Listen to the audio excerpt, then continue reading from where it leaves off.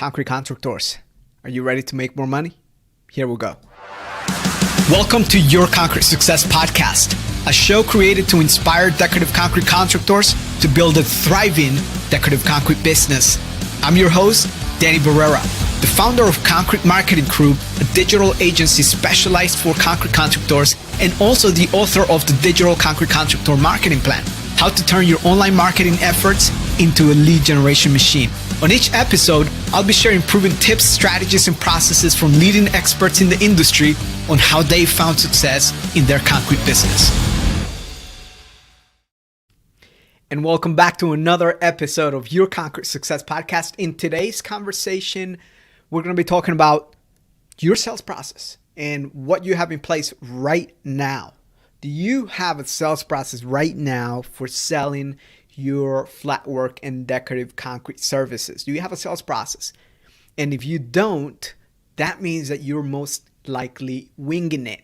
You're just getting all the leads and you're not seeing as much conversions as you should be seeing, or you are pretty much dealing with a lot of tire kickers, and perhaps not even tire kickers, but how about the competition?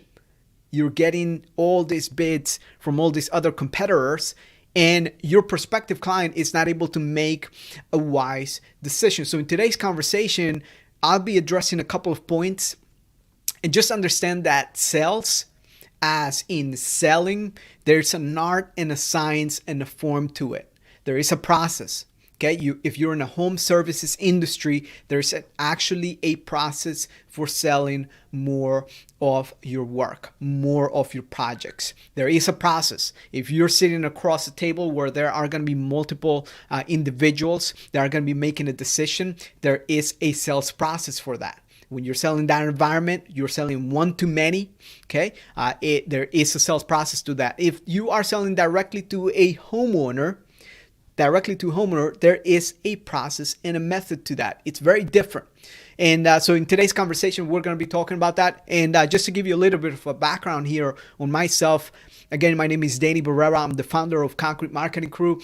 And I've studied with a lot of different sales masters, if you will, that they've mastered this art and science. And that comes from the marketing world as well as from the real sales, head-to-head, face-to-face type of environment, from door knocking. I've actually worked at call centers before, so I know what it's like to talk to someone that is not even interested or don't even know who you are, to actually getting to know you and becoming interested. So there are different stages to actually closing a deal, to getting someone to give you their credit card information or give you a check and say, here's a deposit, I want you to get started on my project.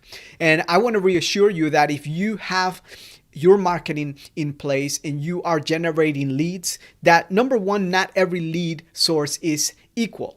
All right. That being said, that some lead sources such as social media ads, social media advertising, Facebook ads, YouTube ads will get a lot more leads than organic search.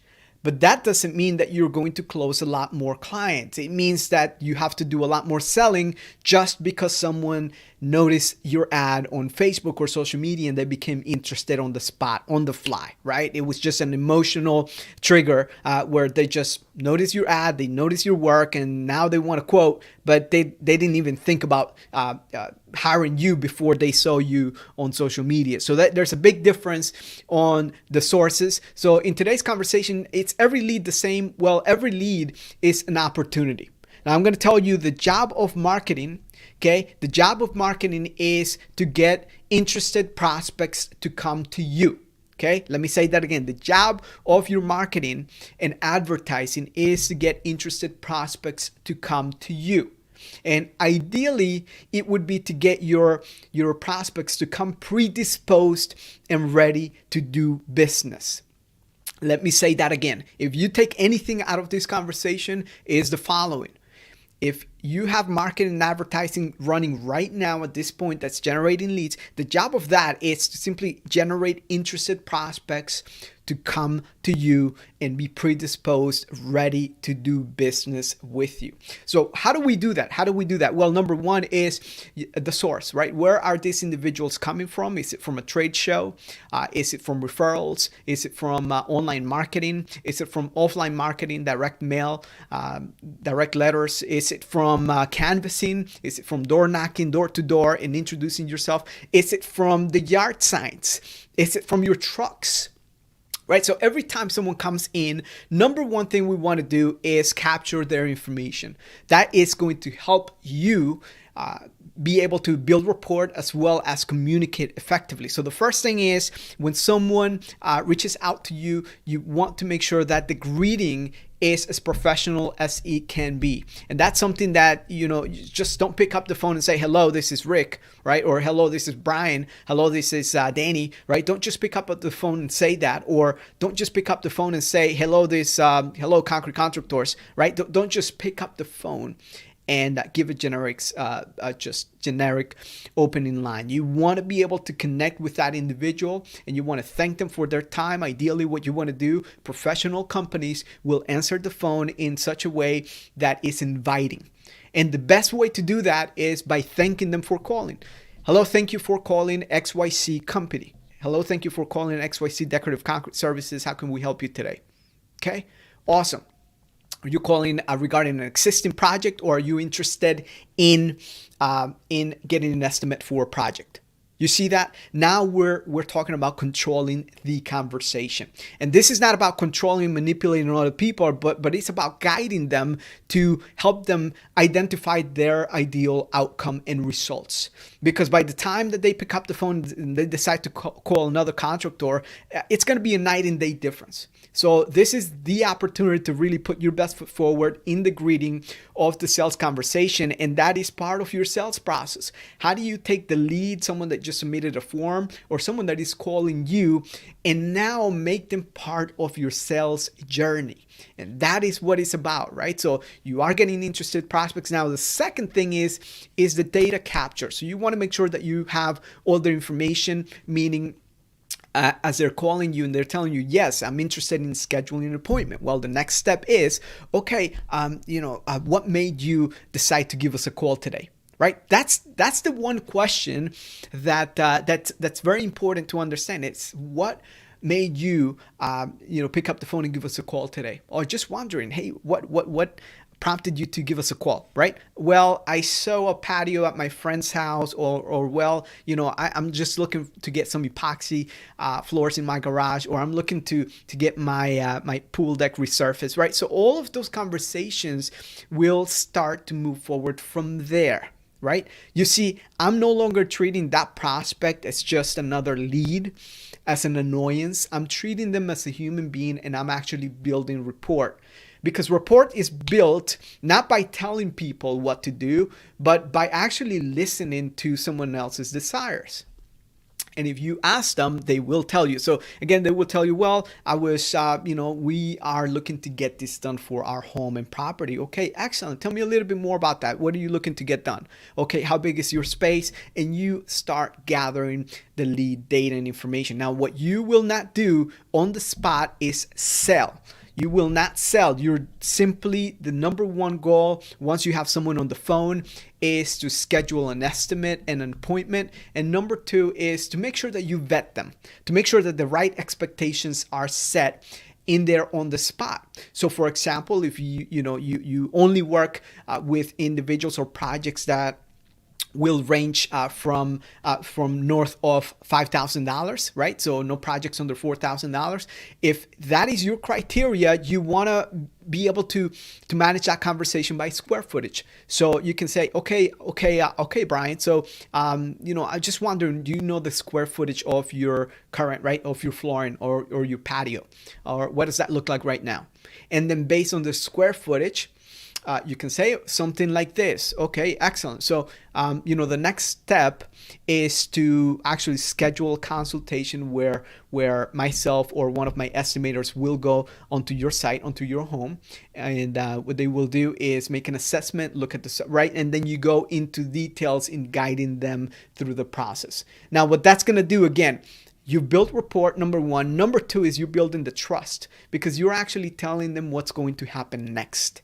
They don't need to guess, right? They don't need to guess. They know what needs to happen next. And then what you want to do is just discover the options that they will be interested on so that you're ready. And all that information that you're gathering while that's happening is what you're going to be using right when you arrive at the work site, at the actual site, at the home. And then there is a sales process to doing the face-to-face selling and walking away with a deposit check per se, if that's what you do. Now, if someone is not your ideal client, this is the time to be upfront. This is the time to say, we'd love to work with as many clients, but our company is dedicated to working with, and then you explain, with projects north of $5,000 that are usually between this square footage and that square footage. Again, the words and the different phrases or the services that you offer. If you're a decorative concrete contractor, you define what those are. So you need to learn how to manage that conversation. Now, if you have a receptionist, you have to have some sort of training for them to be able to navigate through that first initial phone call. Now, I'm going to tell you this. That is via phone call, right? That is part of the sales process. Now, the next step, once you have a scheduled estimate with a lead that's actually vetted, that you've actually asked the right questions, the right criteria, they pass the test, the next step is to make sure that they are going to be at home, that there is some sort of reminder. So whether that is an automated reminder, we provide a CRM here, the Contractor's Apex CRM, which does an automatic reminder. You plug in the lead onto the calendar, and then it sends them an automatic text message. It sends them an email reminder about the appointment. And what's going to happen is just set the expectations on the email and the reminders there. So you want to make sure that you confirm the appointment, that someone's going to be home and you're not going to be wasting your time. And what's necessary is that if you're selling to the homeowners, that the individuals that are going to be making a decision or will have a say on the project are present, right? Especially if you're in the home sales process, you want to make sure that they are at home so that nothing gets lost in the gray areas. There's nothing worse than to deal with someone that actually that's married to someone else, and you sell a specific service and you deliver the service. However, when after you deliver the service, the spouse is now pretty much just unsatisfied about your work when you never actually sold anything to that spouse. So in order to avoid all those issues, it's best to have any individual that's going to have a say in the decision making or say in the actual project to be at home. So you got to make sure that you state that, hey, this is what we need to have in place in order for this to be a successful conversation. It's anyone that has a say into the actual project, we need to have them at the same time when I'm going to be visiting or when my estimator is going to be there, so we can ask the right questions and just get a good idea about what you're looking to get, right? So when you state it that way, you get people to commit. And then also send the reminders to anyone that's involved. So just make sure that everyone is on the same page. And if you need to reschedule, just reschedule. Last thing you want is just giving an estimate, put in all the amount of time that you do, put in an estimate, and not hearing from anyone else, right? You took the time to drive out and you never heard back. So anyways, the next step during the sales process is you actually show up at the site, at the home, and then there is the sales process there. Usually the first thing that you want to address in a sales conversation is, again, build a rapport. Hey, my name is John. Again, reintroduce yourself and your company. If you have printed material, which you guys should have some form of marketing collateral that you can show, you're showing, if you're doing concrete coatings, the different flake finishes or the different finishes that you have. If you don't have printed material, at the very least, walk around with a tablet that has a gallery of all the different work, and you can actually sit down and start taking notes. Now, as you have different variations and you start talking about the projects, this is a very involved sales process, and that's where I'm going to be bringing on some experts that will walk you through in how to actually sell decorative concrete services. So I'm excited about that episode, and this one is kind of like the introduction to that conversation.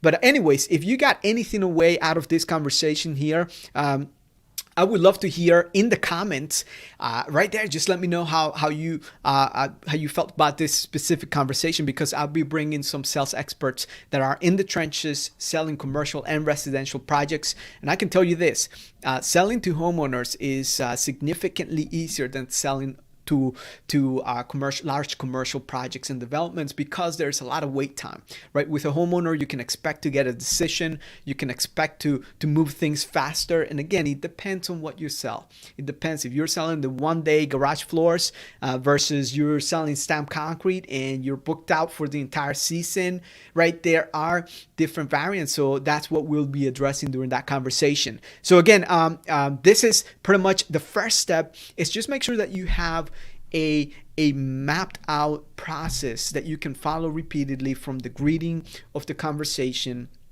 to the engaging of the lead and calling them back after they've submitted a form, and taking them through that process and that journey where they feel like, okay, this is a professional company. They have what I'm looking for, or they can help me. They sound competent.